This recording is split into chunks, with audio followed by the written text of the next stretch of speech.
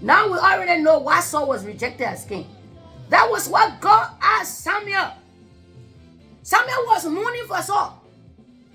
God, and the reason for mourning was, if Saul sees me going to anoint another king, he will kill me. But it is God that is sending you, Prophet Samuel. So when Samuel said, if he sees me going, he will kill me, God gave him instruction. He said, but the Lord said, take a heifer with you and say, I have come to sacrifice to the Lord. Then invite Jesse to the sacrifice, and I will show you what you should do. You shall anoint for me the one I named to David. You see what God was asking Samuel, why are you? How long? Somebody's destiny is waiting. You are still waiting on Saul. Somebody is waiting to be king. You are still waiting on Saul. Somebody is waiting to get in a promotion. You are still waiting on Saul. You're still mourning. While others want to be promoted, you are still mourning. While some people want to go to school, you are still mourning. People want to establish their business. You are still worried about the thing that happened yesterday. You are still complaining. While others want to do something better with their lives, they are waiting on you, all because they want you to stop what you're doing. They are waiting on you. How long will you hold on to that one thing? How long will you let go whoever has hurt you? How long will you forgive and leave this thing? Let your life change. Let our lives change. I'm talking to me too. So God gave him an instruction. Says, take a heifer, put the oil in, and say you're going to make sacrifice to the Lord. Since you are afraid of Saul, that Saul will kill you. And go to the house of Jesse.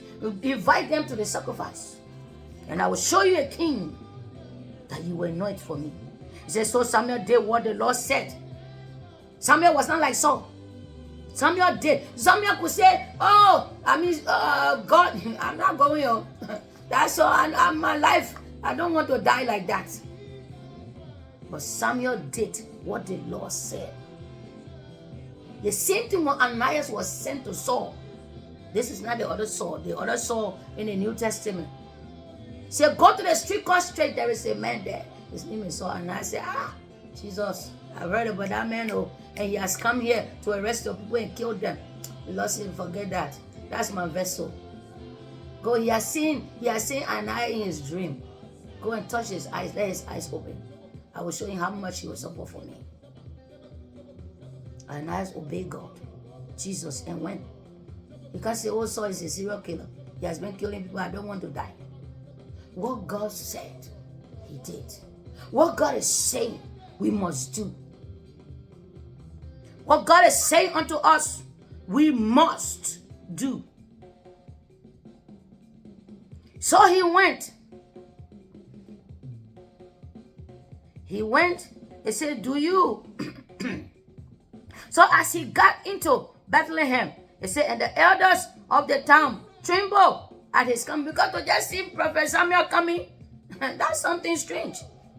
I said, do you come peaceably?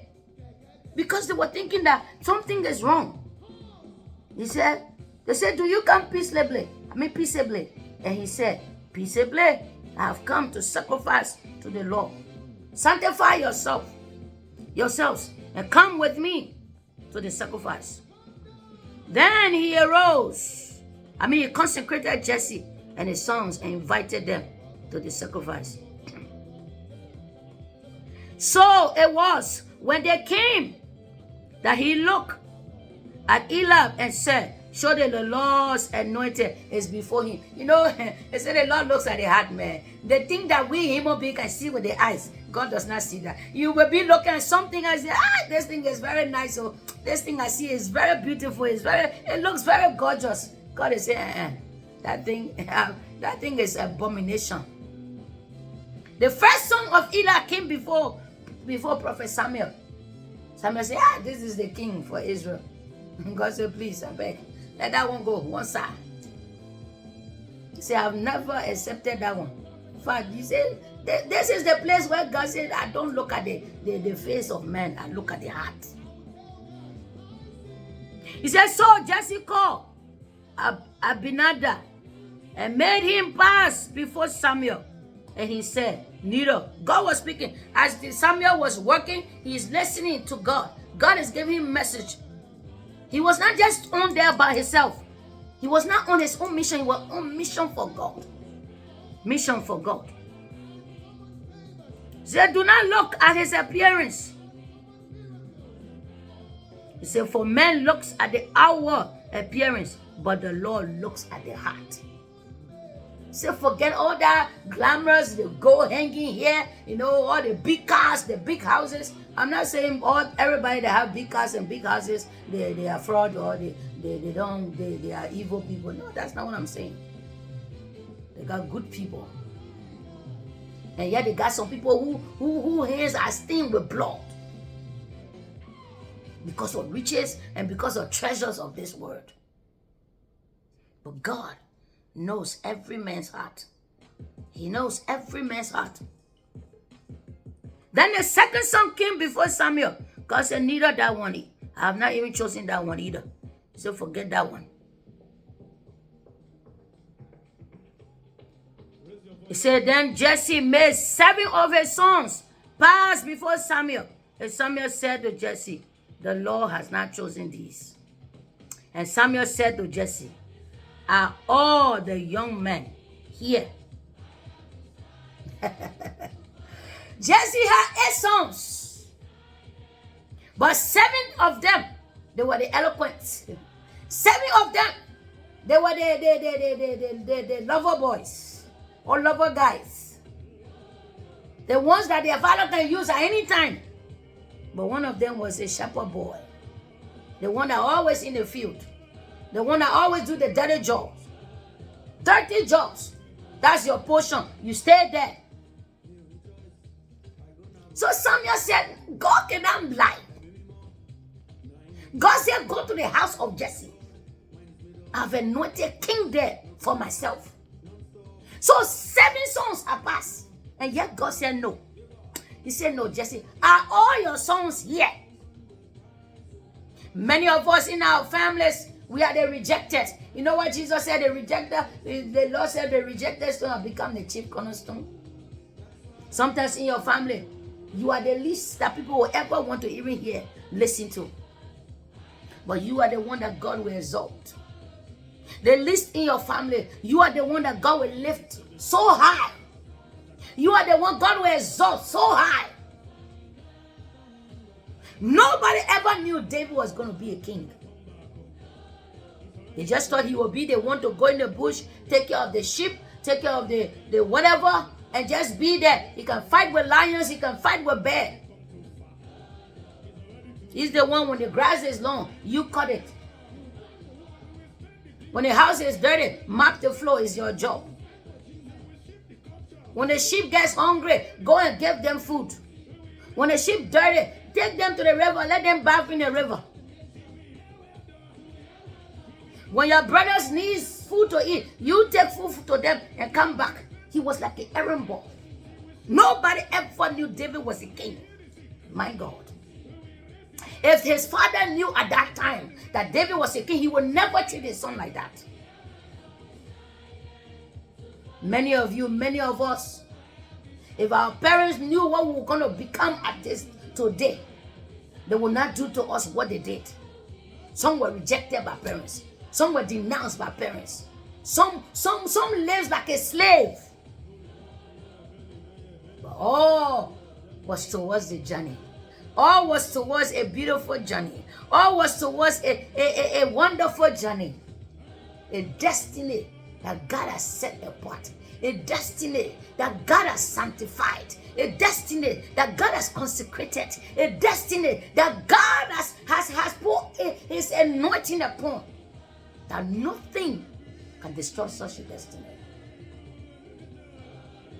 Delay can't destroy you. Hatred can't destroy you. No friend can't destroy us. No money can't destroy destiny either. Samuel said, are all your sons here? Then he said, there remains yet the youngest. And there he is, keeping the sheep. Are all your sons here, Jesse? He said, well, there is one other one, his position is to be in the field. There he is. He's supposed to be minding sheep. He's not supposed to be in the house. Can you imagine Samuel going to the house of Jesse to consecrate his sons to come to a sacrifice? David was not invited. That means he was nothing to that family at all. He had no position. He had no right. He was just there as an errand boy. So God sent a prophet to your house to consecrate your whole family. You left your son out in the field because he's the youngest and he's the one that keeping sheep. He's the one that attending to the cattle. He's the one that is doing the dirty jobs. He's the one that is doing the errand boy thing. So he doesn't deserve to be consecrated. He doesn't deserve to be purified. People of God, I announce to us today, the Lord is telling us, even if you have been rejected, it does not matter who rejected you. Even if you are suffered for a while, it does not matter what you went through or what you have been through. It does not matter what I've been through or even what we are going through now. When God gets ready, God will show forth himself as a mighty, mighty, mighty God. David was not invited to the consecration. David was not invited to the sanctification. David was not invited to the sacrifice. Think about it. Who was David in the house? I'm very sure nobody even regarded him as part of his sons. I don't even think Jesse regarded him because he just took him as a shepherd boy. The case with Joseph was different. Joseph's father made him a coat of many colors and put it on him, cherish him, love him. But it was not the case of David. With Joseph, it was his brothers that hated him. Well, when I say Jesse hate David, who knows? Maybe this is how God wanted to train David as a king, to be a shepherd boy. Because when David got before Saul, I remember David told Saul, the same Saul that God rejected. He told Saul, he said, I killed a bear with my hands. A bear was coming to take my sheep. I killed a bear with my hand. I killed a lion with my hand. The same God, the same God that gave me the strength and the power to kill a bear, the same God that gave me the strength and the power to kill a lion, that same God will be with me. That uncircumcised Philistine called Goliath, he said, I will slaughter him. He said, who is that foolish man that have come to defy the army of the living God? Who is that foolish man that have come to defy the army of the living God? See what David's father said. There remains yet the youngest, and there he is keeping sheep in the field. And Samuel said to Jesse, send and bring him, for we will not sit down till he comes here. I don't care whether he's keeping sheep. I don't care whether you don't want him here. I don't care whether he was not sanctified. I don't care whether you did not bring him for consecration. But bring him now. We will not sit down until he has come here. If you need someone to go at the sheep, you better send them right now to go after the sheep. But David must come here now. He said, show them. He said, and Samuel said to Jesse, no. He said, now he was ruddy and bright eyes, good looking.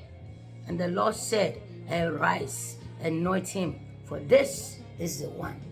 God looks at the heart. David was not there when the consecration was going on. David was not there when the sanctification was going on. David was not there when Samuel was watching people and making them clean.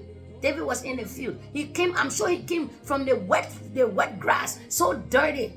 The Lord said, that's him. Anoint him. I don't care whether his clothes is ripped. I don't care whether he's dirty. The outside, I don't look at the outside. I look at the inside. That's the king, King David.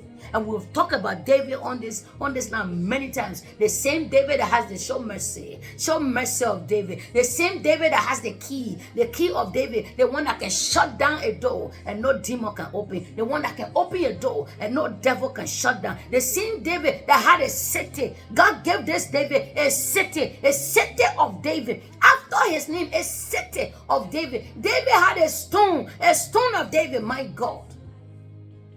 That's how much love God had for David. How much love God had for David. The Lord said, arise, anoint him. For that's the king. King with ripped clothes. King with his dirty clothes. Who cares? If God says that's it, that's it.